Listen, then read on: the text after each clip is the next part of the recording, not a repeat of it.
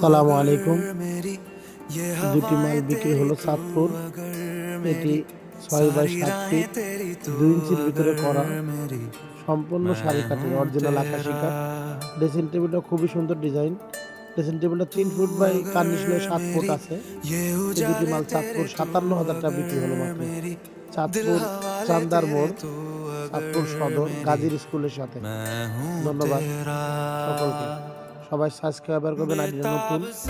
এবং আমরা কোনো অগ্রিম টাকা নিই না, সম্পূর্ণভাবে মাল অর্ডার হলে পৌঁছে দিয়ে পরে টাকা নিই। সালাম আলাইকুম, সাথে থাকার জন্য ধন্যবাদ।